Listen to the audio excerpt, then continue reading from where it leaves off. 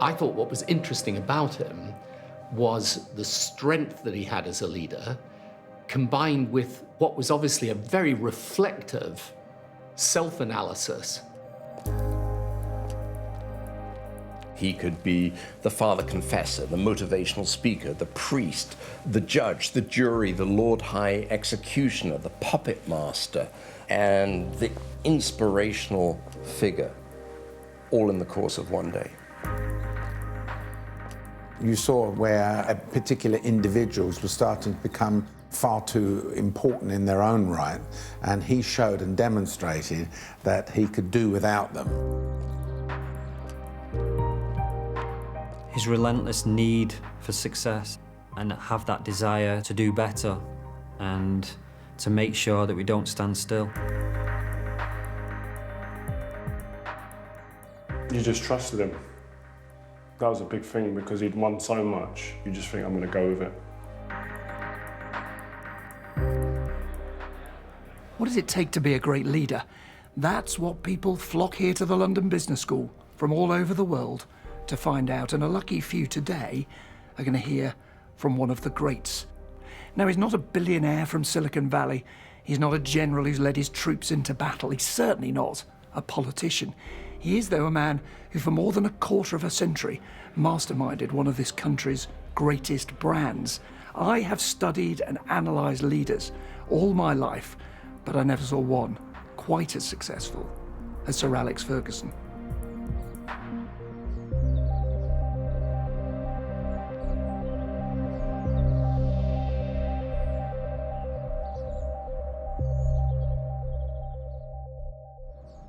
It's my very great pleasure to welcome Sir Alex Ferguson.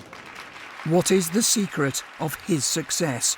Professor Anita Albersi of the Harvard Business School has studied it. Together, they take classes addressing the next generation of business leaders. Today in London, these students are getting a crash course in leadership, the Ferguson way. So what we're going to be doing is a case study like we do those at Harvard, and this is a good test to see whether you guys are as smart as the people at Harvard. Many regard him as the best coach in all of sports. Why is he such a great coach? He's only sat next to me. I would say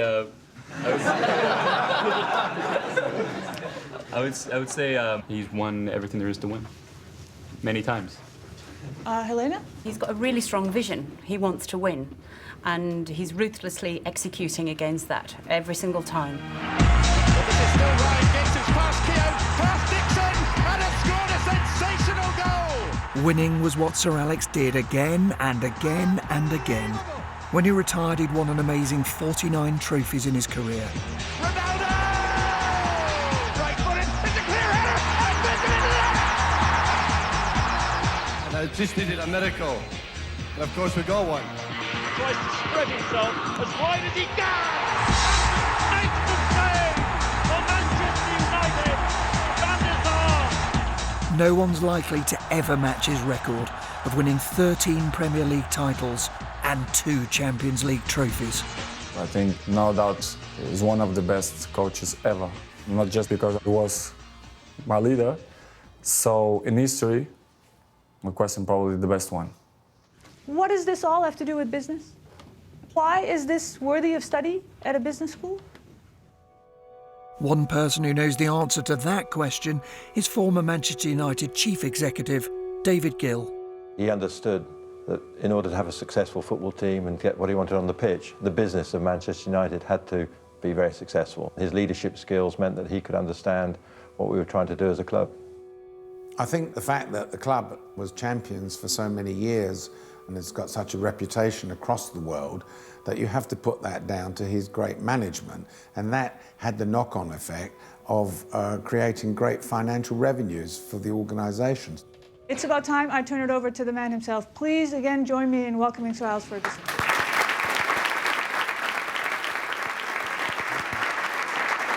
Thank you. Tomorrow, at Haydock Park, I have a horse running called Hairdryer. True. Sir Alex's record attracted the attention of one of the world's most successful investors, writer and billionaire Michael Moritz, who made his money backing Apple and PayPal and Google. Moritz has been a student of leadership for decades. I started looking around for the people in organizations who had been able to steer an organization to perform at a very high level of excellence consistently for a very long time. And that's what piqued my curiosity about Sir Alex and Manchester United. Sir Alex is the first person to say that his world is football, but the elements and rudiments of leadership are universal skills that are as applicable to a multinational corporation, a Boy Scout troop, a church organization, as they are to a football club. A club made in his image, shaped by his values, forged by his character. Sir Alex Ferguson has legendary status at Old Trafford.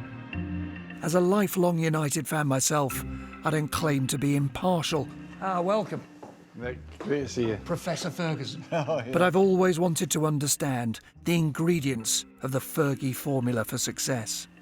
As I was watching you at London Business School, I was sitting next to a Chinese, a Russian, a Uruguayan, an Italian. Did you ever think you would find yourself lecturing on leadership to the young entrepreneurs from around the world? The thing about it, the challenge is it's young people. And I've always enjoyed my interaction with young people. I've always enjoyed my time as a manager producing young players, because with young people, you know, it's amazing how they surprise you when you give them an opportunity. Now, back at the business school, you had on the whiteboard all those people that can crowd in on a football manager, who think they've got a right to have a say, and you wiped a whole series of them off. This is a great bit. Where's that duster? Get rid of all these. They don't mean a thing. They don't mean anything. Oh, sorry, the fans should be here, sorry. Cut that out! What was the essence left behind? Well, there's the core. Look at the core, because you can get trapped in the periphery of things that are happening. Your players and your staff, they're important issues of the whole thing. And of course, you hope that then that transfers your results into keeping fans happy, because that's my job. Fans just want their team to win, but Ferguson insists that his job involves a lot more than that. Most managers go to a football club because it's a result industry. They're there to turn the fortunes of the first team. That's why they get the job. I never thought that way. My philosophy was to build a football club. Sir Alex made Man United as a club to think in a certain way. I think he modeled the club around his view, around his personality. I think Man United will be always influenced by what he did as a manager in the club. The club was made at his image. I think the strength of United is this great family spirit we always created. And people who thrive and be recognised. You don't mean the star players? You're talking about the people around the club? Yeah, they're no problem. I mean, players, you're with them all the time. That's the difference. As a manager at Manchester United, you can easily walk by someone, a girl coming out of the office, and not recognise them. I wouldn't do that. I would say hello, good morning, whatever. And I think it's that recognition that gives you that strength of a family. There's a dinner lady called Carol. She hammers him. What you got on today? What is that? And he'd laugh and he'd go back at her and he'd talk about her hair or something or whatever. And that's the way he is. People don't see that side of him a lot, but he was really, really good like that. He had this unbelievable ability of remembering everyone's name. Obviously, he knows Kath from reception and the laundry girls and the chefs and the cleaners. You've got 65, 70 players. You've got to remember all the names. Plus the schoolboys, that's another 30 or 40. He knew all the names because he took an interest in what they were doing and how they were progressing. He was the top man, and if he's doing it, then everyone else should be doing it as well. Everyone loved him there in the club. He invited everyone to come for a lunch, for a cup of tea, English cup of tea. So it was a family. It was a family with him. And leaders often forget that, right? That it's just as much about the ladies doing the laundry and making sure that they're happy as it is about making sure that Cristiano Ronaldo is having a great day. The family Ferguson created at United was inculcated with the values he'd learnt from his family, growing up in Glasgow in the 40s and 50s in the shadow of the Govan shipyards. I want to get you to look at an image of the place you grew up. Govan. Govan, that's shipyards, of course, 2 crans there. I lived only 1.5 miles from there. And sometimes I used to go and wait with my dad coming out the gates at around about 5 o'clock. You know, even though the temperatures and the wind that come down that quite, it never stopped them from working, never stopped them from building ships. So toughness against the odds? Absolutely. It's, they've never bowed, these people. I was proud to be brought up in that kind of environment. Let's take a look at your parents. Yeah. There we are, there's the Fergusons. Yeah. And you see the ties? They were footballers on them. They were... Even at that age? Yeah, yeah. Oh, yeah, my dad was a footballer. My dad played for Glentoran in Northern Ireland. He worked in Harland and Wolves in Northern Ireland for a spell. And you didn't want to get on the wrong side of him? Oh, no way. No, he wasn't the type who would punish you, but his voice was enough. And he was a quiet man, but when he wasn't happy, he raised the voice, and that was enough. So you didn't want to be on the wrong side of him. He was a stickler for keeping time. Yeah, yeah. Does it sound a bit familiar? Stayed with me all my life. I love to be early, you know. I'm always early. But there must have been clashes. Were there moments where you thought, because any teenager with their dad would fall out quite badly? We never spoke for about 7 or 8 months for a while because he wanted me to go to junior football to protect... You didn't speak for 7 or 8 months? Yeah. He wanted me to go to junior football to protect me if I didn't make it in senior football. Did you learn that sometimes keeping quiet can be just as worrying for someone? Absolutely, yeah. Just as good as for a leader to do? Yeah, absolutely. Quiet moments. I remember we're down 3-0 at half-time at Tottenham Hotspurs. I never says a word. They're ready to go. I says, the next goal's a winner. Let's score the first goal and see where it takes us. And we scored within a minute. He scored within a minute. He went on to score 5. 5-3, yeah. You once said something that I think a lot of people would find surprising, that when you're looking at a footballer, one of the first things you wanted to do is look at their mum and dad. Yeah, absolutely. Definitely. Try and find out what kind of parents they've got, and particularly the mother. We used to say to all the scouts, get the mother. Get the mother on your side because she makes all the decisions. The father, a lot of the times, can be entranced by his son's progress and they sort of live in their boots a little bit, you know? And they live in the glory of the kid. The mother wants to do the best for her son. There's no question about that. So in terms of dealing with parents, the mother is the most important person. He's great with people's mums. My mum was there and my wife was there, my girlfriend at the time she was. And he just made them feel comfortable. And I remember them coming out of the room when we finished and went to the hotel after, and they were saying he was such a nice guy. It was Ferguson's reputation as a disciplinarian that appealed to Manchester United. That and his record at Aberdeen, his team beat the mighty Real Madrid to lift the European Cup Winners' Cup. He arrived at Old Trafford in 1986, and before he could revive a once great club, he had first to tackle a pernicious drinking culture. It was a bit impulsive, I think. I called everyone into the gymnasium, all the young players, all the staff, all the players.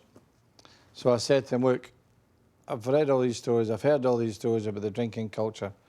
Well, I have to tell you, I won't change. You're all going to have to change. That's a fact. I mean, how big a problem was it? Well, I think there was a genuinely bad element of drinking in afternoons, going away for, you know, from training ground to spend all afternoon drinking. People tell stories. People phone them out, manager of Manchester United, Arsenal, Liverpool, tell a senior player in a pub here, and it happens. It happens. That's a great networking system you have, being the manager of Manchester United. It's a nice word, network. It's spies, isn't it? Yeah, well, you need it, you know.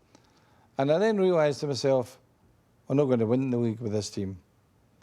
So we did a fire sale, got rid of about 9 players, and brought 5 young players in. People were hungry enough to accept challenge and send the club in a different direction. The new leader of another failing organisation faced similar problems just a few years later. Tony Blair's Labour Party had lost 4 elections in a row. Now, in a sense, you both did the same thing. You took over losing teams and you had to try and change the culture of those teams. Is that vital for someone who's a leader to be prepared to challenge the existing culture, not live with it as it is? Yeah, always the greatest problem when you're leading an organisation that is failing is that you take the system as it is and you just try to make it work when it may be the system itself that is at fault. So, in other words, you know, it may be that you can't get a political party back to power just by amending the same message. You may have to change it completely. You know, you may have to redraw the whole boundaries of your organisation. You may have, as we had to do with the Labour Party, fundamentally shift it.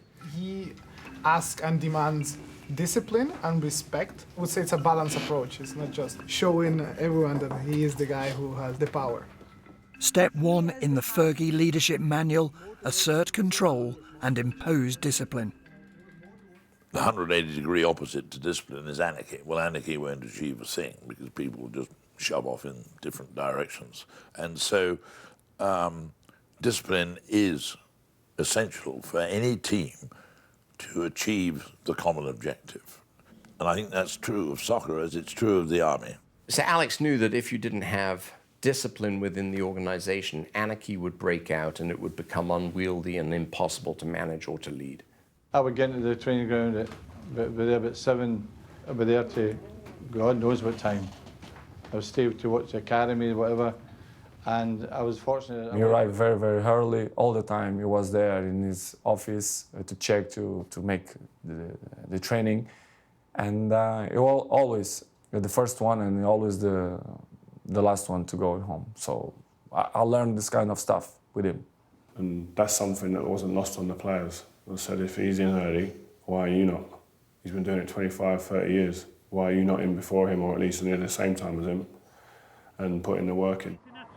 Turning up on time and training hard were only the beginning of what the boss demanded from his team. I wanted them to be Manchester United in terms of dress, made sure they wore the blazing flannels wherever they went in terms of away from home in particular. And why does it matter, though? For a leader thinking, well, who cares? Well, I think you're representing the club that way. You walk through an airport and you see the blazer, you see that badge, there's Manchester United. They're dressed right, you know? So the first time I witnessed that was going to Switzerland in a tournament for the youth team, and we're all in our blazers, and we all got told in no uncertain terms that you're representing Manchester United, both on and off the pitch. So I want you to make sure that you behave yourself around the hotel, because people will be watching you. Your lesson, if you were back in that classroom, is those little things matter details. just as much as the big things. Yeah, absolutely. Details. Yeah. All points to the top of the mountain. Yeah. Oh, points to the top of the mountain. Everything contributes. Yeah, absolutely. Just like talking to the laundry girls or the canteen staff. Yeah. Everything makes a difference. They all matter. They all matter. A club like United seriously matter. I want to show you a photograph which might give you a thought about some of these issues as well. Let's have a quick look. See if you remember this photo. Remember God those? almighty. Why did they do that? When was that? That was the 96 Cup final at Wembley. I said to Brian Kidd, 1-0. Those aren't your players, of course. Those are Liverpool. Yeah, it's Liverpool, yeah. You turned to Brian Kidd, your assistant. 1-0. 1-0. Well, just because of this? Yeah. Because of that. I think that's, I don't know, what would you call it?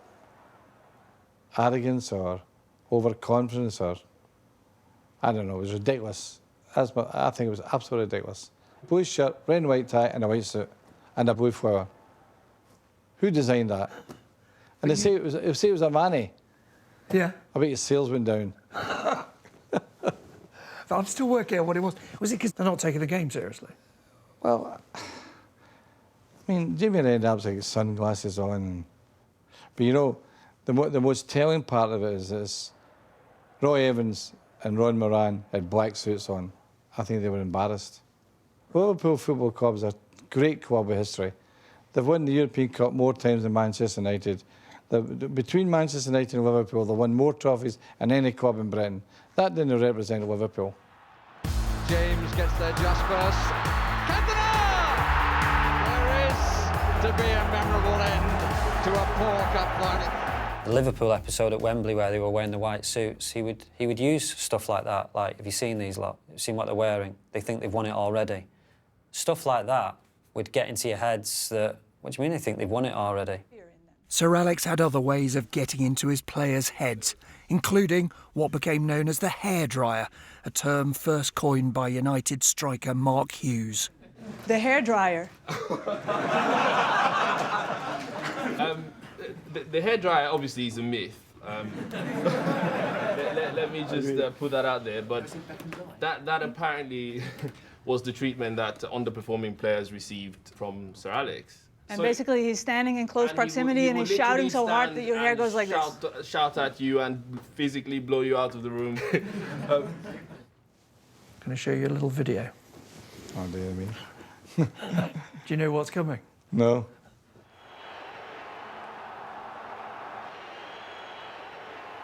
We're not lip reading. I wasn't well that day. If you were like that on the touchline, I wonder what you're like in the changing room I sometimes. always want to get off my chest, out my system, and kick on from there. What I said to them remained in the dressing room. I could be really angry, it could be volatile, it could be... But it was over. And the players knew that. They knew that. I never brought up again. I never held a grudge, ever in my life. And when you heard it was called the hairdryer, No, did you think... Honestly, I didn't like it at the time. Yeah. Honestly. I was a bit annoyed, you know. But now, you have to... You can smile. Put it in the comedy part, you know. We played Benfica away, got beat. We didn't play well. And he was shouting at me. And I thought I was one of our best players on the day. And I was thinking, oh, what are you shouting at? So I started going back at him, shouting back. And the problem is, which I failed to learn quickly, is that the more you shout at him, the louder he gets, and the more aggressive he gets, and the closer he gets to you. He had that skill of, have you got to put your arm around someone, or have you got to lose your temper to get the best out of them?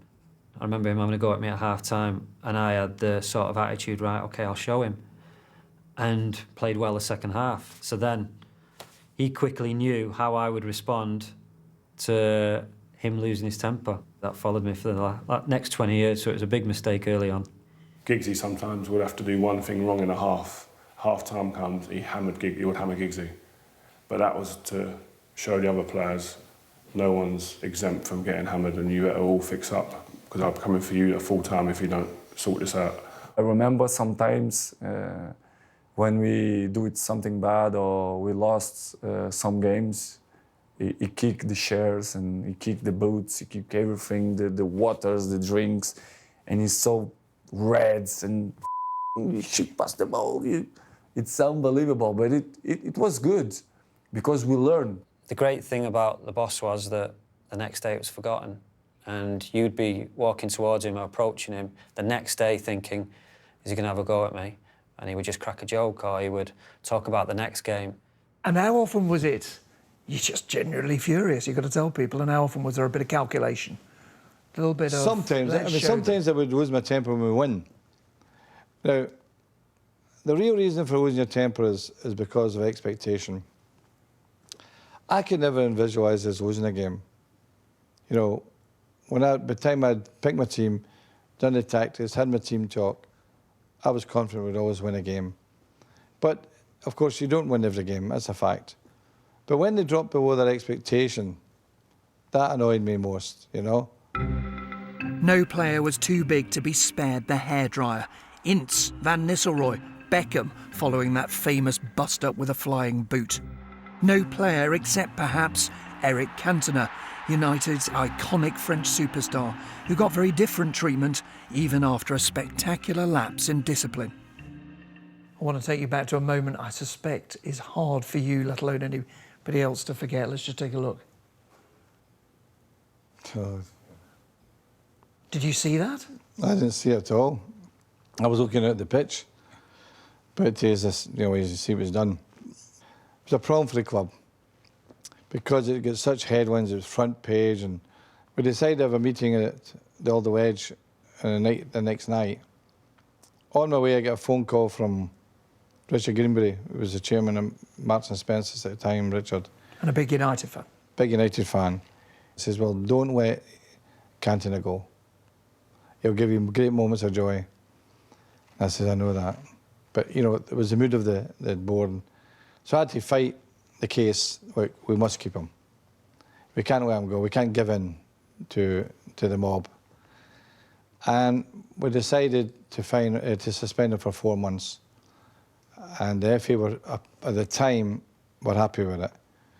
But somehow they added to it. Ahead of Cantona then, 7 months of training. Dull, laborious, unfulfilling. Expediency may yet mean that, with regret, club and player part company. But as the great disciplinarian, wasn't your first instinct to think, he's blown it? He's a great player, I get on with him, but that's too much. Well, he'd never given us any indication that explosion was there. But I decided to approach it this way. I would speak to him every day, and I would talk to him about football all the time, and he loved it, you know? And that's why all the players say it was my prodigal son. But I think he needed different attention. He needed different ways of dealing with him. He was a different guy from everyone else. He was an amazing human being. But when you saw that image of him kicking a spectator, wasn't there a bit of you thought, that's exactly the ill-discipline that's to stop at this club, I've got to get rid? No. There was something in me that said, I need to do something about it. I need to stand by him because the world is after him. And it was a bit like no one was there to help him. And I said, well, it'll have to be me because I'm his manager. I think the thing that amazed me and used to frustrate me at times was his man management. I'd never seen him have a go at Eric Cantona, for example. Some of the players would resent that. Why is he not having a go at Cantona? He's missed a penalty. Or why is he not having a go at Cantona? He had an awful game.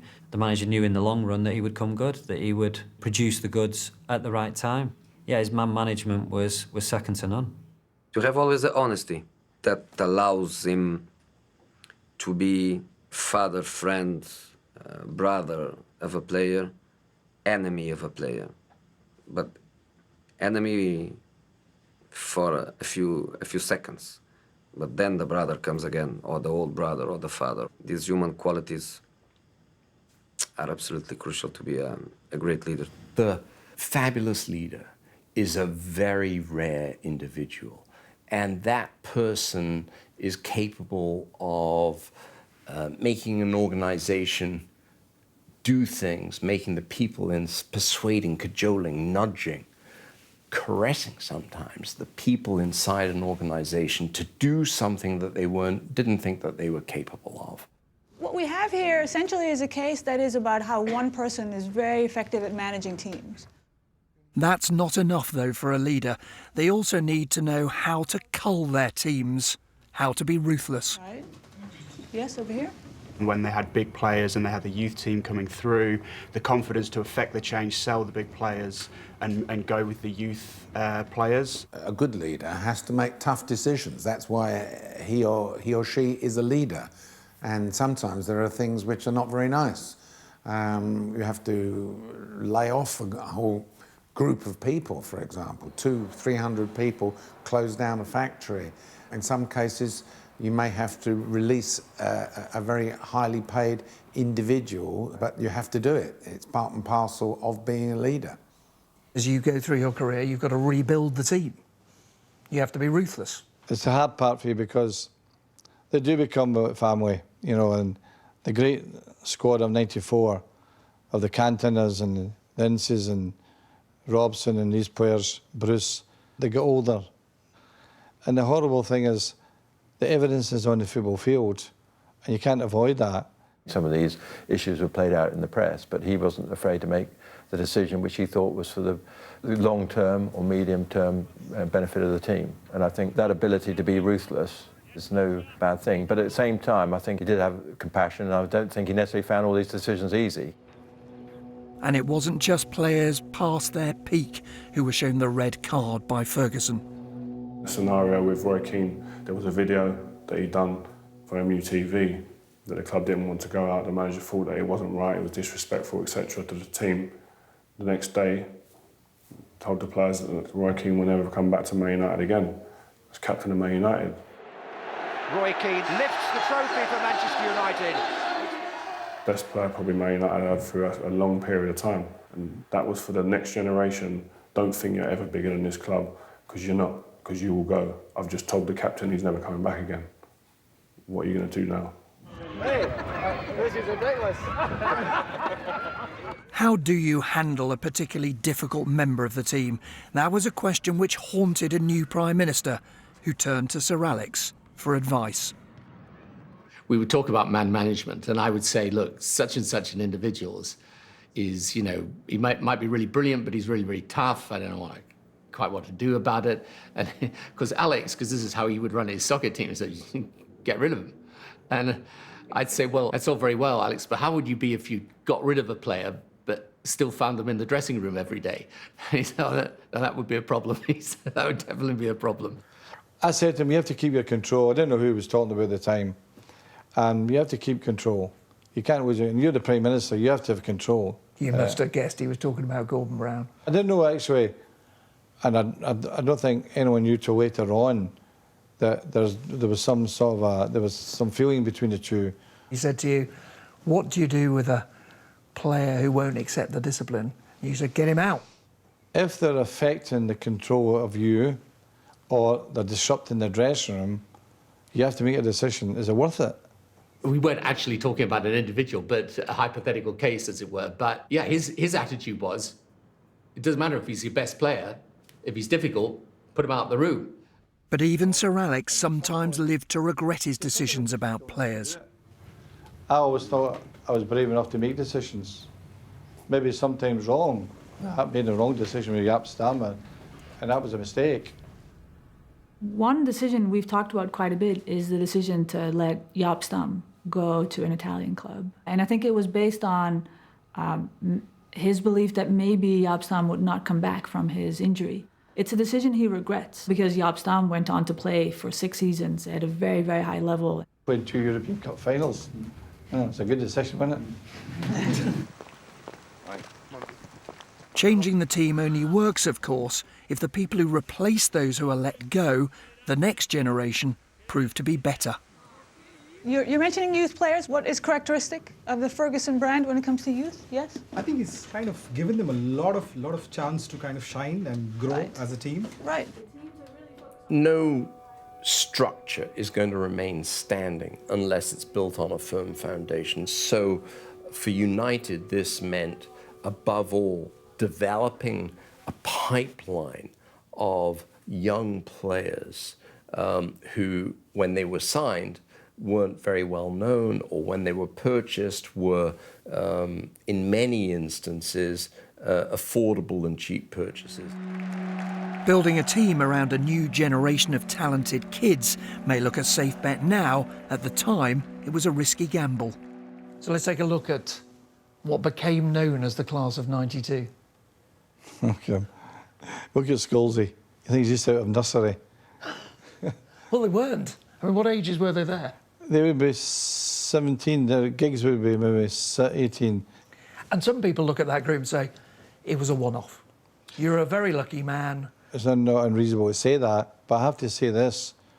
We were scouting and trial and coaching the best in the country. I'm sure of that. We were obviously characters, and we were of the mindset that once we get in this team, we're not going out of it. We were lucky in the fact that we had a manager who was willing to give us a chance and was willing to gamble, really, on youth. And remember this, some thought it wouldn't pay off. Brilliantly done. The trick is always buy when you're strong. So he needs to buy players. You can't win anything with kids. Alan Hansen, of course, told you win nothing with kids. Well, you can't win anything without them. The secret was the development of the character. They feared nothing. So coming to the first team with me, it was a cakewalk for them. They just sailed through it, absolutely no problem. These young lads were old heads and young shoulders. We worked hard to get there. We worked hard, but yeah, with the right material. The first time I played, I come on as a substitute, and yeah, I can remember the manager's last words: just go out and enjoy yourself. And you're thinking, what do you mean enjoy myself? I'm going out to play. I'm going out to play in front of 40-odd thousand, and I'm 17. I'll try and enjoy it, but I don't think I will.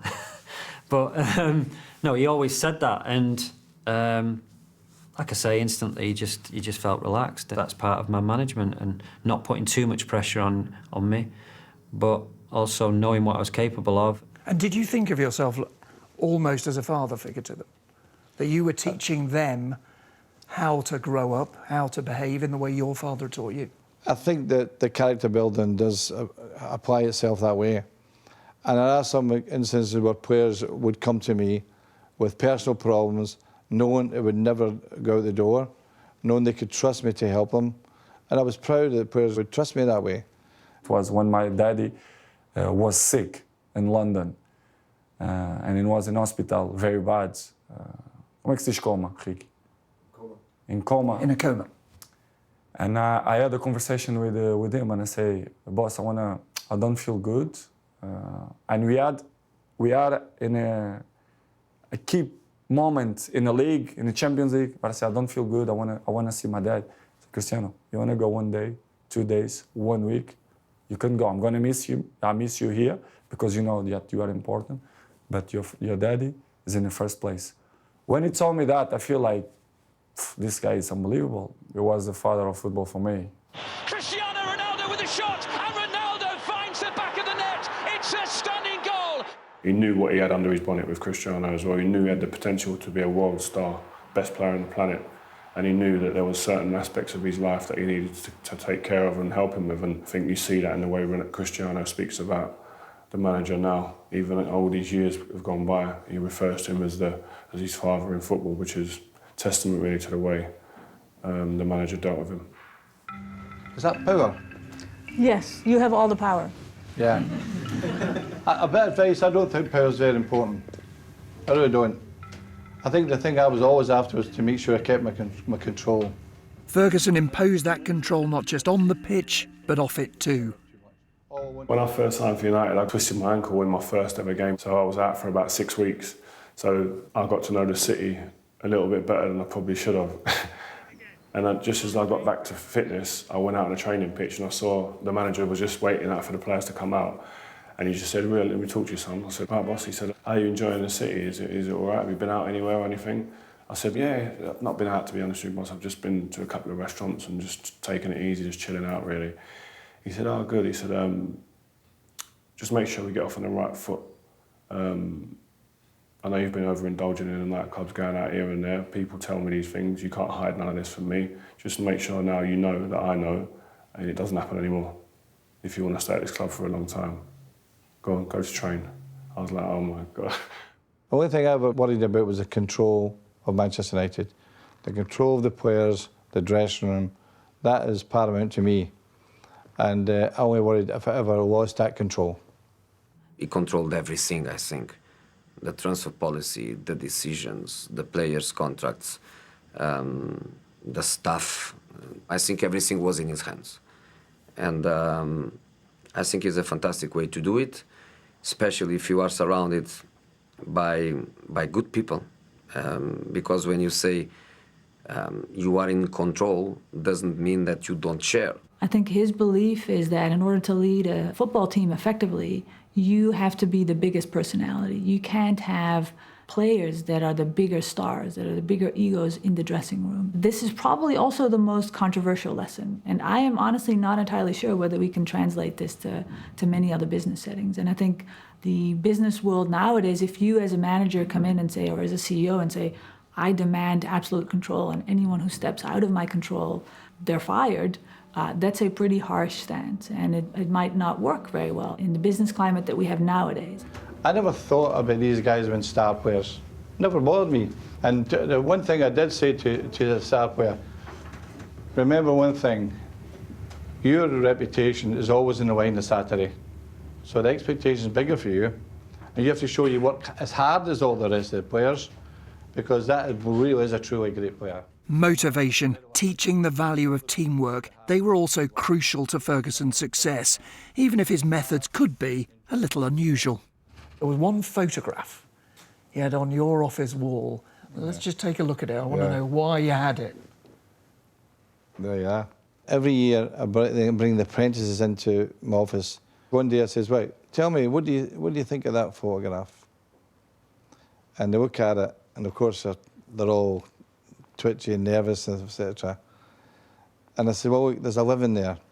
There's 11 members of the team. I says, they built Rockefeller Centre back in the 20s, and they lost lives. And one or two would try to save them and lost their lives through that. I says, there's no bigger sacrifice than giving your life for a team. I remember he had this picture of 11 guys sitting in a ring, but without, how you say? No ropes for safety. Exactly. And it quite surprised me. When I looked at the frame, I said, wow, it's unbelievable frame. And I say, Cristiano, this is what teams should do it. We should be together. We should work together. We should do it everything together if we want to win something. And he gave the example all the time, because it was 11 guys in that picture. So it was fantastic memory. I remember right now in my eyes, I remember his office and this frame. Now there's another image you used to use quite a bit, I think. Oh yeah, geese. Yeah, it's a fantastic story. It's how they fly 4,000 miles from Canada to some warm climate. They go in 2 Vs, and the ones at the front do most of the flying, then they change over. And if one goes away unwell, 2 have to look after it. There'd be birds overhead flying, and it would be in the middle of training, and he'd stop the training, and he'd go, right, look, all up, all look, have a look up to the sky. So we'd be all looking at the sky, see them birds, and they were all in like an arrow formation. That's teamwork. You can just imagine 22 players or 20-odd players just looking up at the sky thinking, what's he going on about?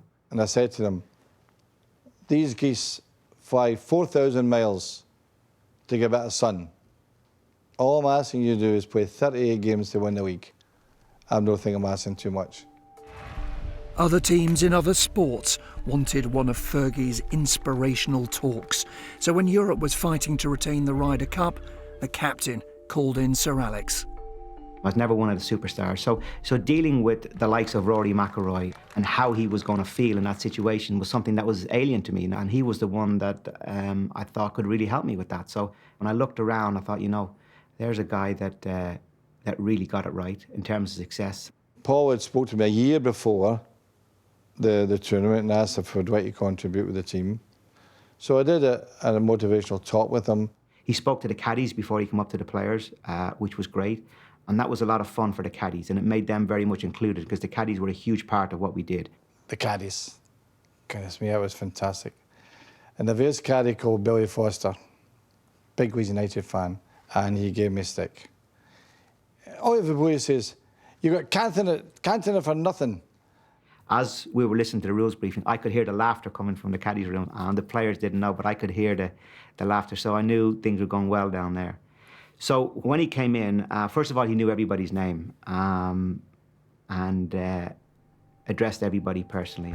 Sir Alex told the Ryder Cup team the story that had worked so well at Old Trafford. Did a bit with the geese, and I think that was an important one. The Ryder Cup team, although they were favourites, it wasn't going to win them the tournament. It was the work ethic, the concentration. They've got the talent. It's the 12 best golfers in Europe, without question. And they just need to focus on the things that are going to matter in the game. And that became a kind of something that we as a team mentioned a number of times during the week. And it was a phrase that we used, remember the geese. And the ironic thing about it is when we won and we were getting our photograph taken, this perfect V of geese flew right over their heads and over the clubhouse right behind. I never changed as a human being, as my style of management, my decision-making, my discipline, never changed that, but I was always willing to change to make it better. Leadership is actually a balance of listening, learning, and leading. You know, you have to listen and absorb what are the lessons going on out there. You have to be prepared to learn those lessons and look at what the trends are and the changes are that are happening in your country, in your society, in your profession. And then you have to be prepared in the end to take control and to lead. Tony Blair says that leadership is a balance of listening, learning and leading. Is that a good summary? Yeah, I think that these are accurate statements, no doubt about that. And you went to different places to learn. You went to the SAS on one occasion, didn't you? Years ago, I took the team down there for a day and they stayed overnight. It was fantastic because you're speaking to a body of men who their concentration levels has to be 100% all the time. So I was impressed with what I saw down there. Did the players identify with them, or did they just look at them as if a different world? They loved it. I always remember they took us into the hostage room and they put 4 players with their heads down on the table and all the rest of the players were behind the rope, you know. They just pulled me out, me, Paul Ince, it's cardboard cutouts, and where the hostages. The cardboard cutouts are the people holding us hostage. So we were just sat there at the table. Next minute, lights just went off. We heard, get down, which we instantly did. And all of a sudden, a smoke bomb comes in. I think it goes dark, and within seconds, bang, bang, bang, bang. A couple of bullet sounds, and then the lights come on. And right next to us was 4 or 5 soldiers, SAS gear, night goggles. When the soldiers were gun against Paul Ince's head, and see, I'll tell you. What did Ince do? He absolutely, honestly, nearly died. It was brilliant. Yeah, it was a great experience, and one that we never forgot. What I hope Sir Alec and his team would have seen and appreciated was very high degree of professional skill and ability, and utter dependence one upon another. In other words, the team actually brought to a very high pinnacle of mutual dependence and respect. The Ferguson formula produced year after year of success, but one victory, one match, one extraordinary moment seemed to capture its essence. Let's take a look at one night. One night in Barcelona. In 1999. Beckham crosses from the left, right-footed, it's a clear header, and it's lifted into the net! Solskjaer has won the European Cup for Manchester United! So United were 1-0 down, going into injury time. That gesture, was that disbelief? I think it was a bit of that, but when I went to 1-1, Steve McLaren came to me and says, we'll go back to 4-4-2 in extra time. I says, no, the game's over. They'll never recover. And we scored a second goal. They were gone. Bayern were absolutely gone. Those 3 minutes, in a sense, are like the whole Ferguson formula boiled down, aren't they? Well, that particular team was a team that never gave in. And throughout that season, they continually won games in the last few minutes. To win the league once is very difficult, but to do it over 26 years, I think is simply amazing. I was able to plan 3 and 4 years ahead because I was there long enough. Even having won the coveted treble, Ferguson set about dismantling his team and creating another. I think his greatest legacy is that he had success over a quarter of a century and that he was able to build and rebuild 4 or 5 truly great teams. For me, that is something that no manager has matched. The rebuilding of the organization was consistent. And often people, when they've built a structure or got an entity into a winning position, they forget what took them there and they stop doing the renovation, they stop doing the repairs. Sir Alex didn't stop, and he rebuilt the club on perpetual 4-year cycles. You smile inside because you say, he's still hungry, he still want to win, he's still motivated to win trophies, to go to the trainings with 62 years old, 63, 64, 65. You say he's still angry, still want one more title, he still want that team play good every weekend. So this is, for me, it was a surprise. But the lesson for a leader is at the very moment you reach the top is what? You're at the top, it's like climbing a mountain, you go up there and the view is beautiful. In normal circumstances, you have to come down the mountain, not in football. For Manchester United, you have to stay up there and look at the view. You can't come down. And of course, you don't win every league, but the important thing is to be challenging every time. And that was a big thing at Man United. It was never about, oh, we've won, let's celebrate for days on end, months on end, and really enjoy it. You never got the sense that we really enjoyed it as much as maybe should have. Now I've retired. I think if I did enjoy it too much, because I did quite like enjoying things, maybe I wouldn't have been able to climb the mountain again so soon and so consistently. You have some managers that you work hard for because you fear them. And you have other managers that you work hard for because you love them. Where on this line is Sir Alex?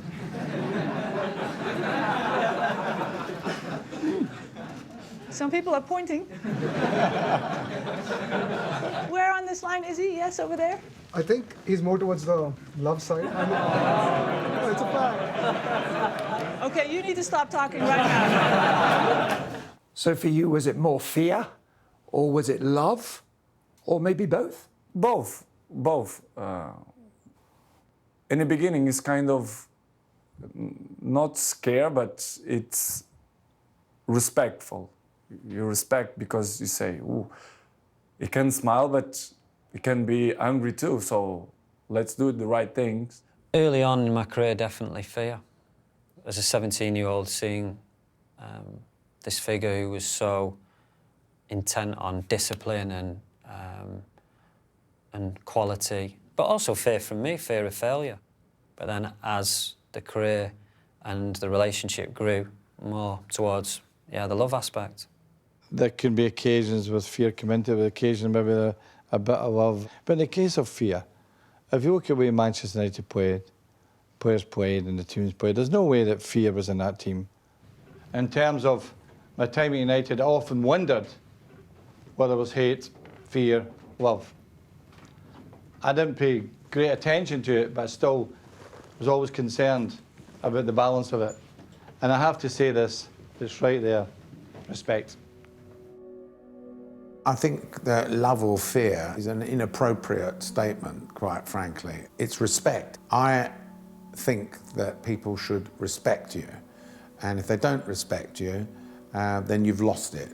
You've basically lost it. It's as simple as that. Ferguson was to win the respect of his rivals as well as his own team. I played against Man United with Porto. And the respect started when, in that Man United Porto, the first time, the opposite manager knocked in my door to congratulate my players. Sir Alex walks in? Yeah. And that in our Portuguese culture was, doesn't belong to our culture. And from that moment, I owe him respect. And I always gave him my respect and my admiration. Sir Alex retired in 2013 to be with his wife Kathy following the death of her sister. Champions! He went out at the top after winning his 13th Premier League title. And we kept it quiet, nobody knew, not my sons, nobody knew, until David Gill wanted to see me on a Sunday afternoon. And he came along and says, I'm retiring. I said, so am I.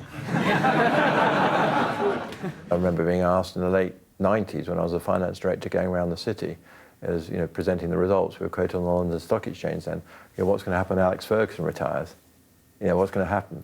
So without doubt, it was when Alex left, it was a sea change for the club. You don't have a person as important and as influential and successful as that for many, many years without being a sea change. With people, what's happened. There's always a bit of uncertainty. And he went out after a very successful season, and I think, personally, I think it was the right decision. He told me a huge secret. Not many people knew, like 1 month or 2 months before the decision to be made to stop. I know that he trusts me, because if he doesn't tell me. But I was scared. I was scared. So when finally he informed the media about his decision, was a sense of relief. The man chosen to replace Ferguson was no big name, no proven winner. David Moyes survived less than a year. Many blame Sir Alex for appointing his friend. Now, one of the biggest issues for any leader is when to go, when to call it a day, and how to plan the succession. Did you get it right? On the succession, when I'd announced my retirement, do you honestly believe that one man could decide the future of Manchester United? It's absolute nonsense. There was a good process. They're a professional football club. They know what they're doing. The Glazers, David Gill, Josie was going back to Chelsea, Carlo Ancelotti was going to Real Madrid, Jurgen Klopp has signed a contract at Dortmund, Louis van Gaal was doing with Holland in the World Cup. Probably every manager in the world looks at Man United as a huge club, but I wanted to come to Chelsea, and we didn't brought that into the table because we were so open, and he knows so much about myself that he knew that for almost a season I want to leave Real Madrid and I want to come to Chelsea. The other thing was, I took Pep Guardiola for dinner in New York on the September, and I had no idea I was ever going to retire. And I said to him, give me a call tell me what you're going to do. No answer. I don't think we made a mistake at all. I think we chose a good football man, did a great job at Everton, 11 years there. We picked the right man. Unfortunately, it didn't work for David. Yeah, well, sometimes people say, don't they, the critics, well, it was impossible for David Moyes because he inherited this team and you'd stop trying. There's this continual thing about we left an old team and all that nonsense. We won the wee bit 11 points. It's unbelievable.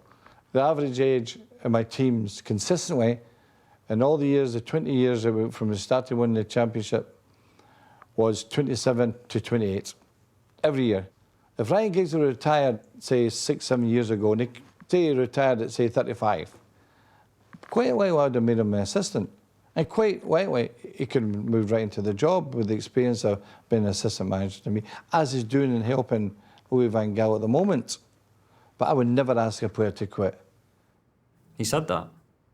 I mean, I obviously played until I was 40. It's obviously a completely different job, completely different mindset, going from playing to coaching. So it would have been great for me personally to work under Sir Alex, to see how he worked behind the scenes, because you don't really see that as a player. We'd like to have spoken to many managers, believe me, because that's a process. We'd like to have asked them what they felt about leaving a big club to go to the bigger club, to come to Manchester United, but it wasn't there for us. I think we did the best under the circumstances we're in. We have come to the end of the session. Let's give it up for Sir Alex.